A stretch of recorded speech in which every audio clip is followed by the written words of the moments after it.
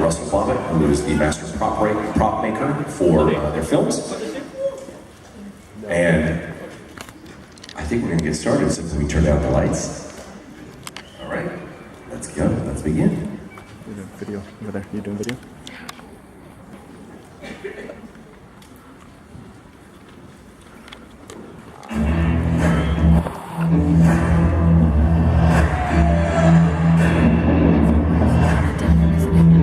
Thank you. This is Russell Bobbitt, and he's our prop master. Property master's responsibility is to provide everything that the actor touches, from weapons to jewelry to incredible out-of-this-world props. There's a satisfaction in handing the prop off, and it shows up in the movie. Whoa, that's so cool, bro! My big challenge on any Marvel film will always be to appease the fan. For instance, Mjolnir. Power has no equal. The weapon to destroy or the tool to build. Every bit of it was very detailed. We drew almost 200 Mjolnirs. Hawkeye bow. Needs to pull fast. We have a 12-hour day, gotta help him out. This is a set of 4 weapons that we use for the Ravagers. We made about 15 or 20 each. This is a backpack shield, so he wears them over his shoulder. Here we've got the self-contained RT. This is the reactor that usually lives in Tony's chest. My job is so very interesting. What's this doing here? I'm allowed to create prototypes of things that may end up in a toy store.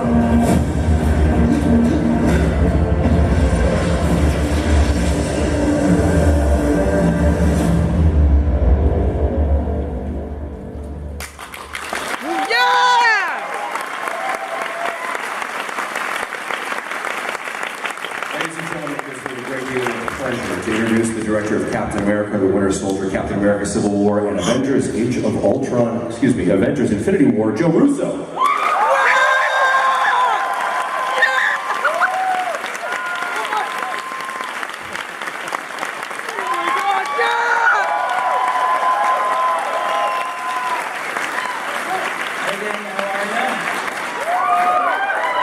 Thank you for checking out this panel. I just wanted to show up and give props to my prop master,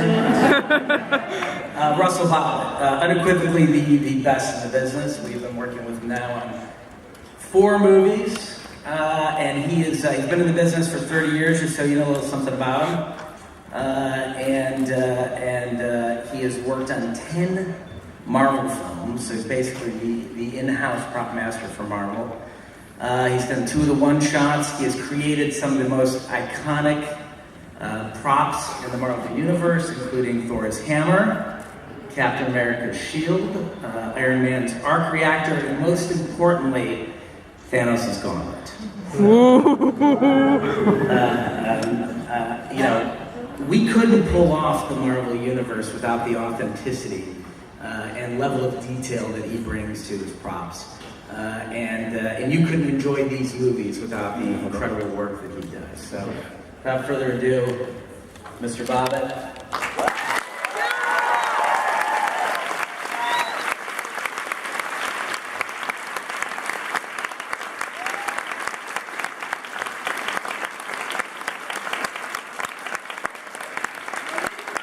Joe Russo.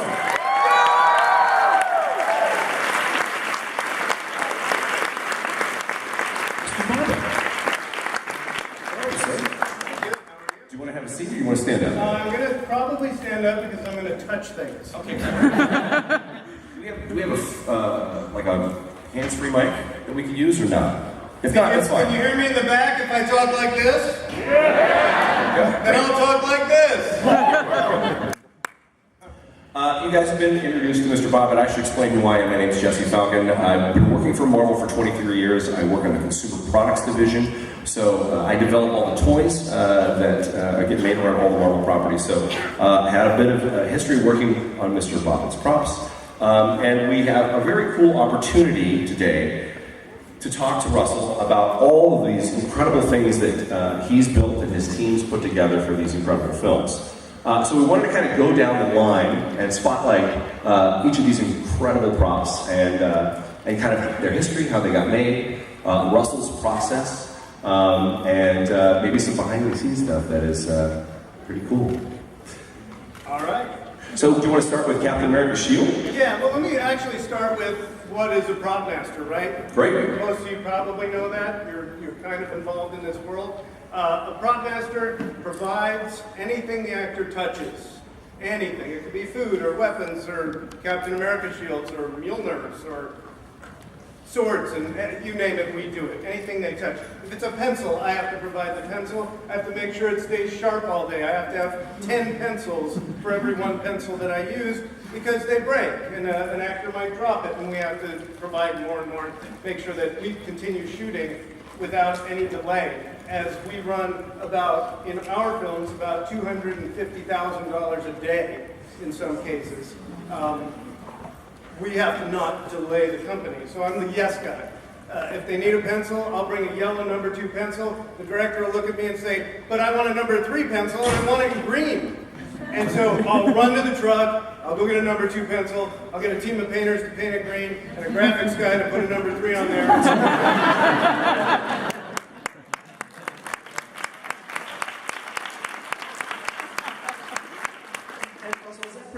Like for prop masters in general, people who do your job, and it's a lot of fabricating. It's a lot of like not sourcing original things, but fabrication versus found objects. We call Russell Bobbitt to do a lot of the fabricating. There are several prop masters out there that do fabricating. Obviously, I can't do them all. But if we're doing a romantic comedy, there's not a whole lot of fabricating. I gotta make sure there's a lot of bed sheets and they fabricate love.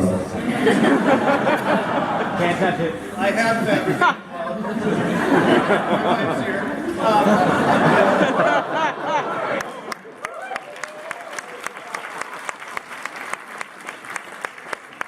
But it's interesting because you applauded at the painting the pencil green and putting a number 3 on there. That's an everyday occurrence for us. You know, the shield is going to end up being a little too big or a little too heavy or a little too light or it doesn't look right. The editor will call me and say, you know, that shield in the scene the other day didn't look metal. And I was like, well, yeah, Captain America had to do a somersault, beat up 4 guys. 4 guys hit the shield with their hands, and I couldn't really break their hands that day. I had to provide a rubber shield. So fix it in post. Thank you for post. However, what I'll do, and I'll go into the shields now, we have, at this point, about 100 shields. When you say 100, you mean 100 different versions of the shield, like the triangular shield from First Avenger, and then the circular shield, and then the shield from Winter Soldier, which was a different color, and the magnetically locked shield from Age of Ultron, so on and so forth. Is that what you're saying? Right, sort of. There are a few different styles of shields. You've seen a blue one. You've seen a shiny new one. You've seen some aged down ones. You've seen the trident-shaped one. But you always see one cap shield, and after a fight and after an explosion, it's clean again. And you might ask why. A lot of people ask why. Vibranium can be wiped down.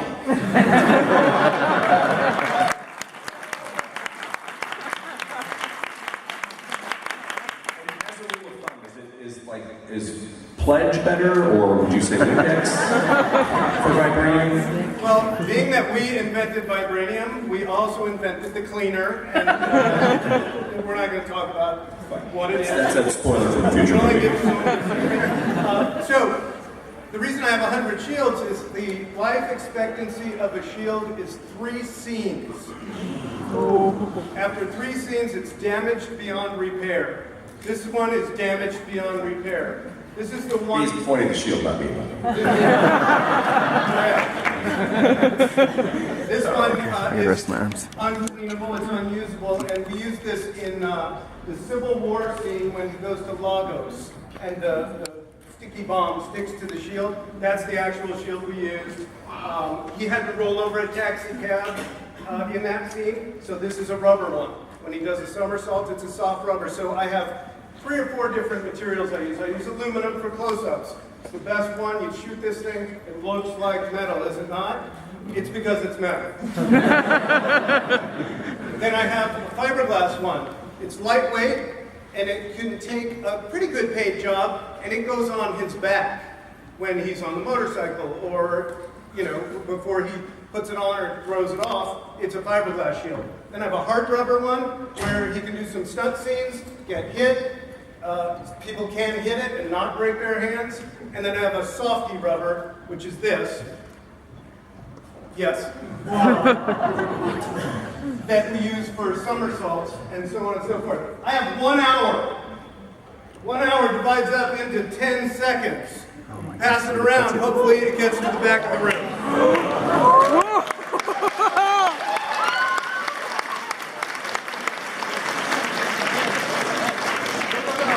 So let's talk about Iron Man's RT.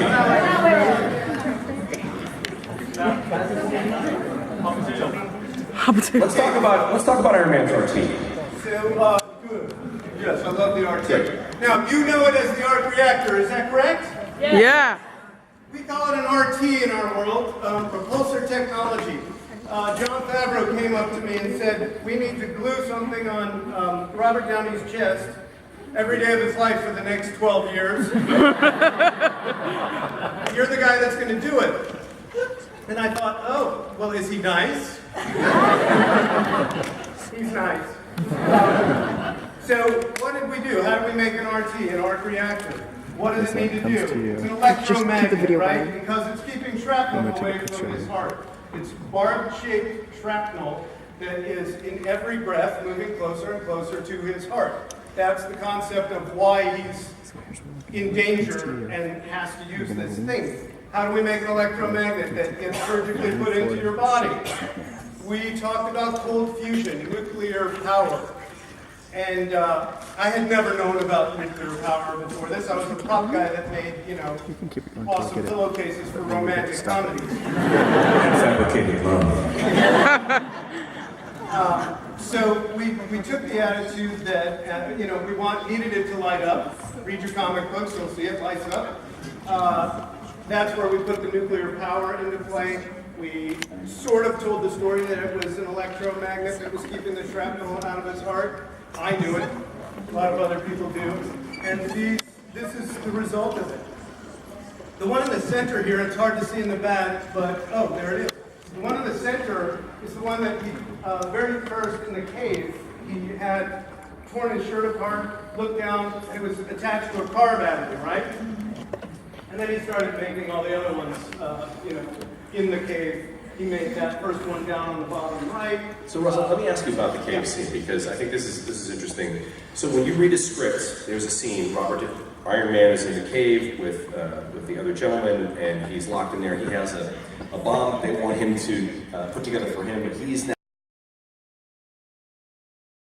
Imagine what's going on inside, and I dissect it, tear it apart into pieces, and I go shopping. Or I go to my vendors or to the machine shop, and I start making this thing from the ground up. We run into roadblocks all the time. It's hard to sort of fit all the pieces that you need to fit, but we finally do it. It's like a jigsaw puzzle. It comes out as the RT, and then I have to think about what needs to happen with this thing. Pepper Potts eventually does surgery on him. This is the actual one that Pepper Potts had and pulled out of his chest. The one. I had to put goop all over it because we talk about goop. And this is the one. It has survived. If I put a battery on here, it'll still light up 10 years later. Wow. And so the process is crazy because look how many there are. Every single one that you see here was a trip to Robert Downey's house. He calls up, he goes, okay, we need a new arc reactor for Iron Man 2, 3, so on.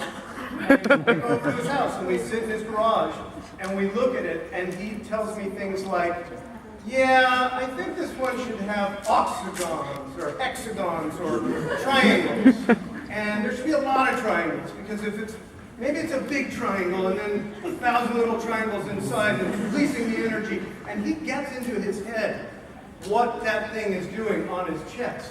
So we do it, and I'm like, okay, great, the thousands of triangles.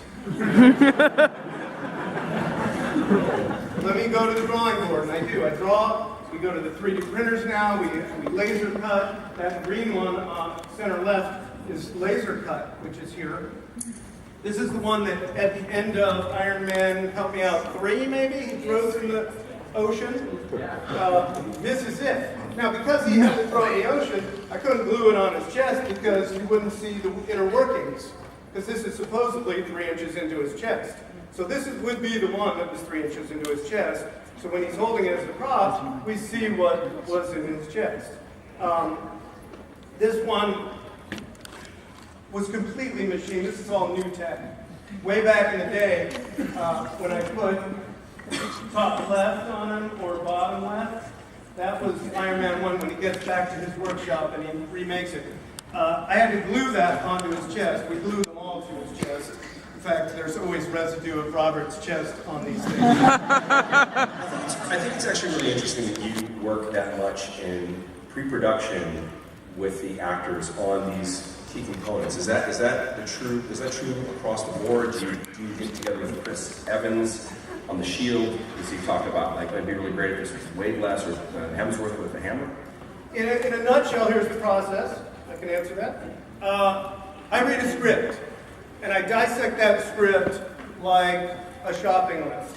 And I see things in the script that people don't see.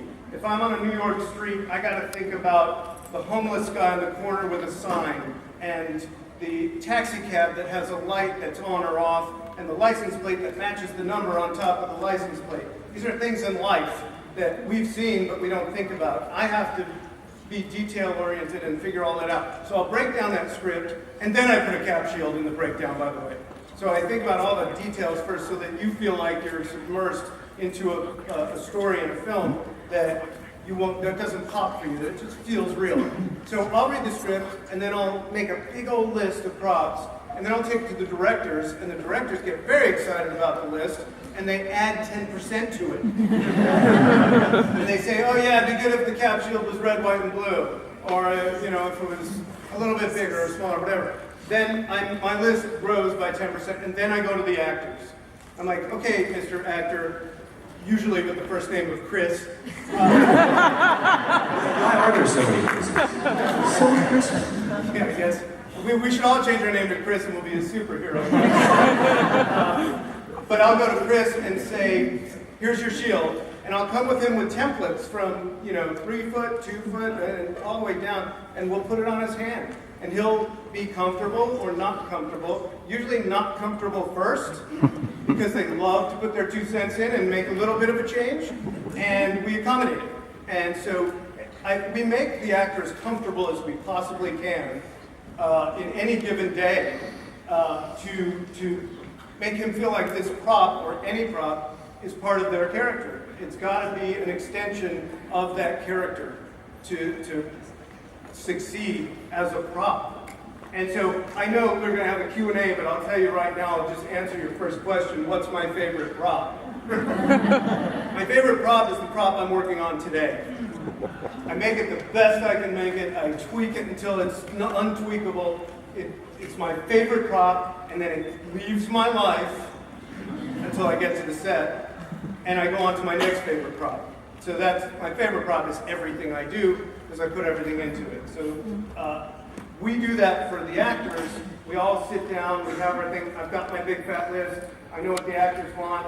I know what color it's going to be. Robert Downey Jr. wears a lot of sunglasses, right?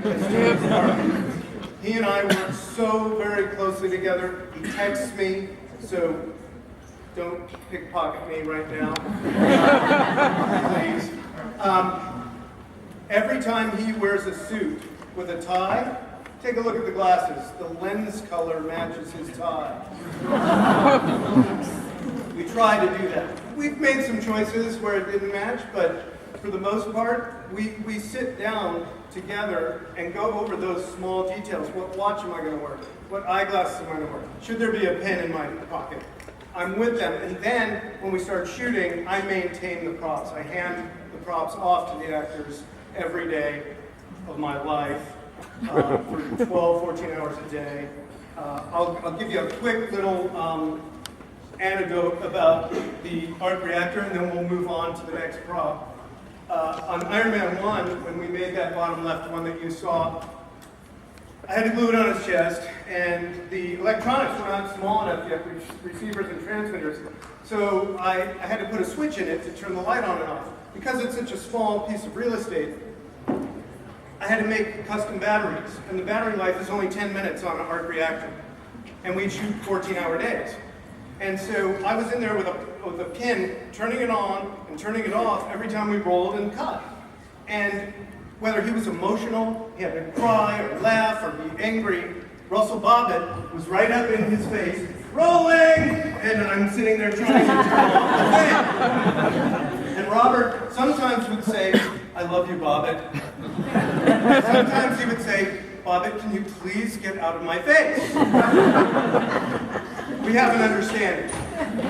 Iron Man 2 rolls around, and the transmitters and receivers got smaller.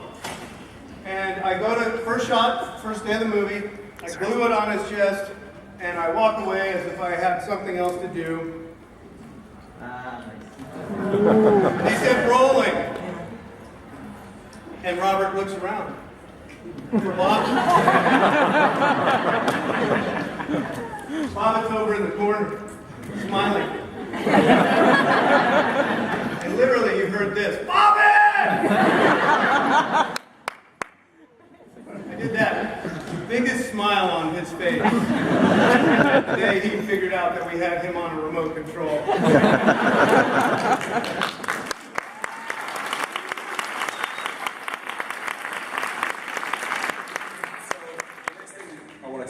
Mjolnir. In the video clip that we showed, it says that you guys went through what seemed like an exhaustive process, and having worked on my side of the business and looking at all of the very different designs that are out there, and I think a lot of people probably have seen some of those through the books that have been released about the art of the movie. There was a long process to develop what Mjolnir would look like. You know, there's a lot of reference of what the comic book version looked like. There's several other different hammers in the comics. There's also a bunch of different looks from the actual Viking mythology. So can you tell us about how long that process was and how many different types of hammers you made? Kenneth Branagh, awesome guy, awesome director, awesome actor, very detail-oriented. When I said that we drew 200 of these, I wasn't exaggerating. I do exaggerate a lot, but this was serious. We drew many, many, many different versions. Eventually, as you can see and you can tell, we went back to the comic book lore on this one because there are certain things you just shouldn't change too much. There's some, I can give you awesome stories of things that I've changed that the fans have not appreciated. But I've talked them through it and brought them to an understanding, so we're all one. But Mjolnir, if you can say it, Mjolnir, has to do a bunch of different things as well, doesn't it? We have to do scenes where it can't be picked up because it's too heavy and you're not worthy. I'm worthy because I made it. Yeah! Booyah! But again, we have to dissect what the stunts are, and when I need to do a close-up and I see metal instead of rubber. This is an awesome piece because the paint that we use for the rubber is the best metal paint on the market at $1,000 a gallon. ALSA, A-L-S-A, cork, look it up. I'm not exaggerating about that price. Marvel doesn't appreciate when we use it. It's a true story. A production designer painted one of the Thor sets with ALSA paint, a room this big, at $1,000 a gallon, and they were told, don't use ALSA paint anymore, please. However, Russell, you can use it on the hammers because it's a small amount. So I do. And so now this is a metal one. It weighs about 35 pounds. This is one of the heavier ones. I can do an extreme close-up on this, and it looks wonderful. You can see the highlights of the metal. When I do the rubber, we can't really shoot them close. So So the process of design was intense, and then the manufacturing process was just as crazy, figuring out how to make it look great. I'm also the guy, by the way, whenever he throws it or catches it, I'm on the other end. He throws it to me, I throw it back, so I've mastered the art of throwing it so that it doesn't spin. It's kind of like a knuckleball, if you know baseball. You throw the ball and it doesn't spin, it just moves. So I'm that guy. I have been for a long time, 35 years. Go to IMDb, by the way, on your phones and look at my resume, because in the question and answer section, there's probably other movies that you might be excited about. And I'm happy to answer questions. So that is sort of the Mjolnir. And Mjolnir lives on. It's still going. We're still using it to this day, and there's some exciting new stuff coming. So have you ever built one that actually, I mean, we see that it lights up and it charges and shoots lightning. Do you put mechanical or light up components in the hammers themselves, or is that all done in post? We do that for reference only. I have a hammer that's all LED lights, so that it's never used as a hammer, but what it does, it creates the interactive lighting on the other actors. And so that the gaffer, the guy that does all the lighting for the film, doesn't have to deal with where's the light and what's it doing. And so we do. We build LED Mjolnirs. So that's what a gaffer does? The gaffer does. I've always wondered, what does the best boy do? He's the gaffer's friend. Oh.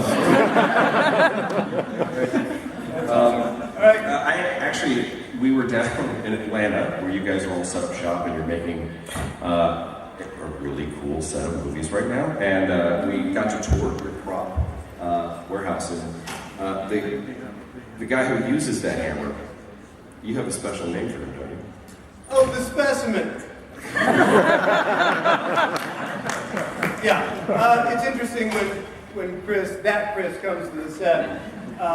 All the office people, all the girls in the office that work in the office show up on set. They don't have much to do, but they need to be there. I don't know why, you tell me. The guard gate empties out and they come to the set. A lot of people come to the set. And then when I bring Chris the hammer, he chums up to me. We're buddies. We've known each other a long time. He'll put his arm over my shoulder. He'll pat me on the butt and say, "Good game." All those things. And I look over, and all the girls from the office are like, "Why you?" Have any of the girls from the office ever gone out to the makeup center and tried to have them made over like you? I hope not. I don't. But no, he's a great guy. Most of these actors in our Marvel universe are just very cool, very genius. I say most, so I won't talk about the ones that I don't think are. No, they're all pretty great. They all get along. They're all buddies. It's really hard to get a word in edgewise when there's 9 superheroes rehearsing a scene, because everybody wants to be a better superhero than the other.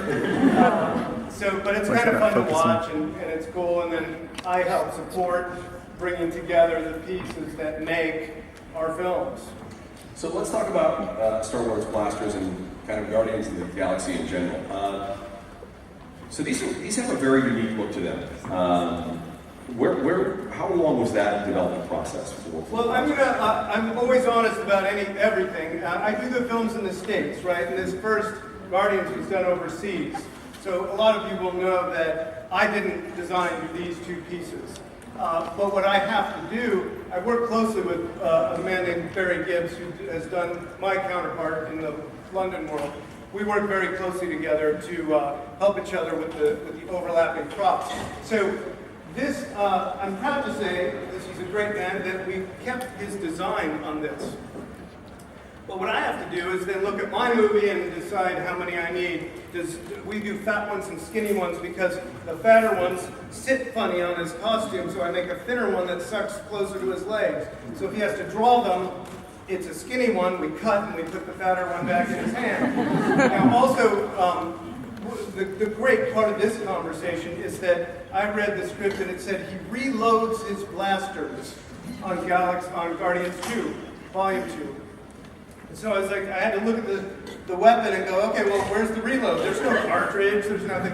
So I made new blasters that have a cartridge in them so that he can pull one, throw it, pull another one from his belt, reload quick, which we did in the film.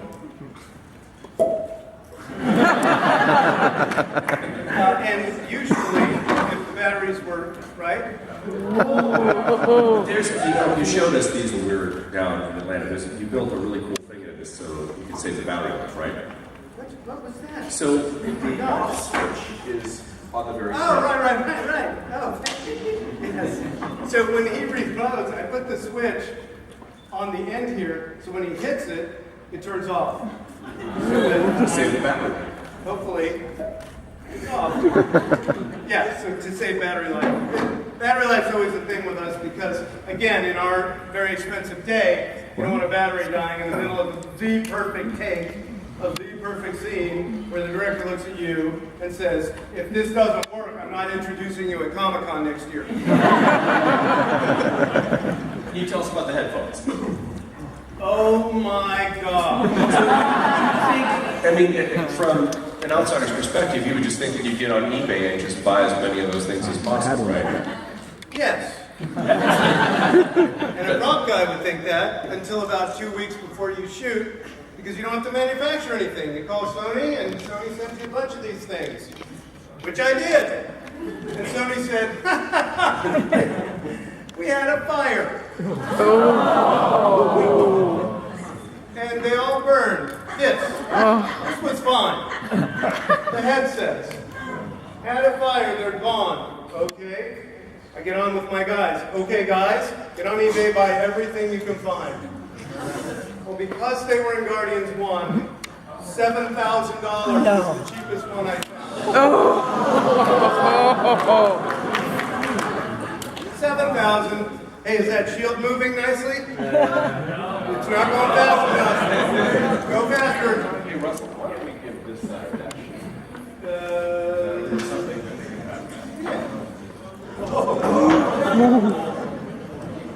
This one's heavier, so be careful. Don't knock anybody in the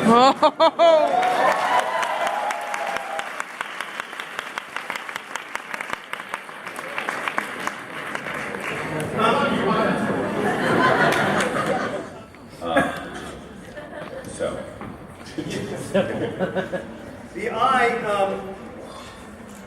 is interesting because Cumberbatch is interesting. He's a well-trained actor out of the Royal Academy, I believe, who is so meticulous, and he's so into every piece of his costume and every piece of the eye and everything that goes on. And I put it on him 2 weeks ago. Uh-oh. You know, time flies. Maybe that was 2 years ago. And he looked at me and goes, is that too long? I'm like, well, no, it's the eye. I think it's too long. Well, I had, this is awesome, and some of you will appreciate this. I have a cosplayer that works for me who made the string. This is all hand-woven leather and twine and different kinds of things, and we have to make them match. We make 10 of them or 12 that match. It was a 4 or 5 week job just to make this string, and the poor girl's hand was, her fingers were raw, and it was awesome. But we made this. Yes, I love that stuff. You know, when we come home dirty, we know we've done a great job. Tony Swatton's in the crowd from Sword in the Stone. He's one of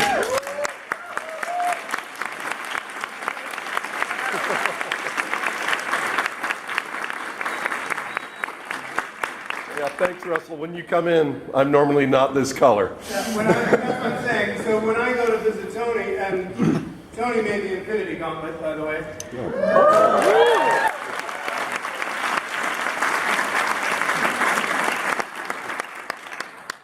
They call him blacksmiths for a reason. He is covered in soot, and just you can see that he's been working on the gauntlet, and that's exciting to me. I know we're getting somewhere. Anyway, it's always a challenge. It's a challenge with all props, and actors always at one point say, "Is this the one that I really used?" Because I think for some reason that we're trying to, pull one over on them. But so I had to make an adjustable string, because when he does stunts, what happened? I did some research. When he does stunts, he wears a different costume. It's a little tighter and a little bigger. So this fluctuates in height. And I had to figure that out because I didn't do the original Doctor Strange that was in London. Craziness. And he's involved, he cares about the weight of it. So I had to put fishing weights in here to make it heavier and lighter depending on the scene that we were doing.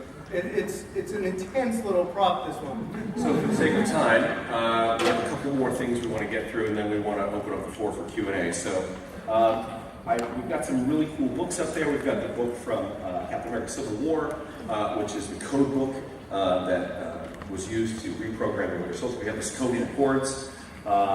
We've got the Hawkeye's bow. But the one thing I want you to just tell us a little something about is the Baby Groot there. Baby Groot.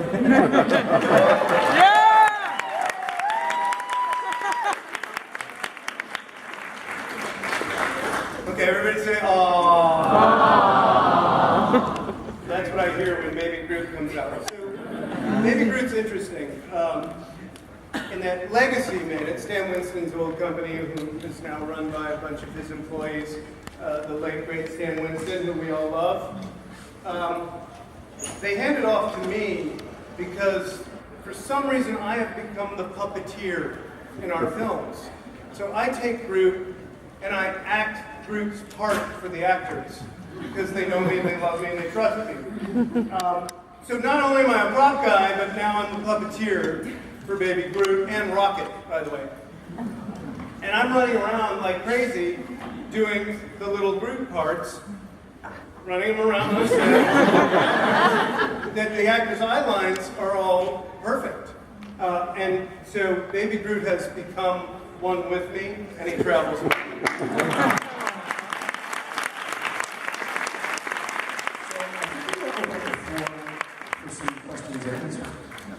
Does anybody have a question for Mr. Bobbitt?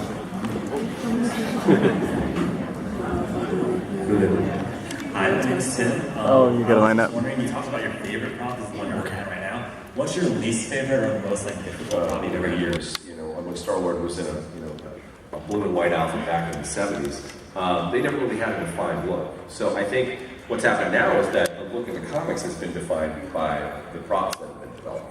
Yeah, and we'll do that a lot. There's always that if you read a book and they make a movie and it's not like the book, you're like, wow. Well, in Hollywood, we have to make some changes to make things look cool and exciting. I mean, it can't happen in this panel, but I did J.J. Abrams' Star Trek, and people just freaked out about my changing the phaser, and it all worked out all right. And they're in the toy stores, and they look great, and if you let go, you'll live long and prosper. Hi. How do you balance the ability to go to attention to detail in every single prop while meeting the demands of the filmmakers, the actors? How do you not get overwhelmed? I don't sleep. No, I do. Time management is a big deal in our industry. You have to make sure that what we're doing is safe. It goes on and on as far as running teams of people. I hire more people, by the way. I have a great team around me. The manufacturing process, I have in upwards of 150, 200 people working just in my department. And then when we're shooting, I take it down to about 6 or 7 people. So it's time management is really what it is. Okay, so in your career, your very lengthy, storied career, you've seen technology change a lot in terms of prop making and animating props and things like that. So what kind of, do you appreciate about that, but also moving forward, what do you hope to see as technology continues to advance, fabrication technologies and things like that? I'm pretty satisfied with what's gone on. Obviously, we're in a 3D printing world right now. So a lot of CAD design, 3D CAD design. You know, a question that comes up is, what should I study to be a prop master? I have a passion for props. $3,500 a week to draw CAD drawings, to make props. I pay a guy a lot of money just to draw this stuff that I can then send to the 3D printer. I want to see the 3D printers. Hi, I'm Orly. I'm a teacher at a school for the arts, and many of my students are majoring in technical theater, so I think they would be very interested to know how you got your start in this field and how you eventually ended up at Marvel making all these props that they love so much. I think this is our last question. I was 6 years old. I took my mother's record player apart.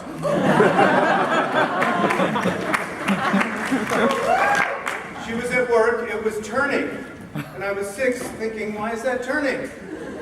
So I got out the screwdriver. I took the record player apart into 1,000 pieces, all the way down to the motors and the belts and everything that was driving it. And I was satisfied with that. So I didn't do anything about it. And then my mom came home and freaked out about the record player and said, you put that back together right now. And I did. And the record player worked, and we got to play Motown records all day long. Records are these things that used to play music.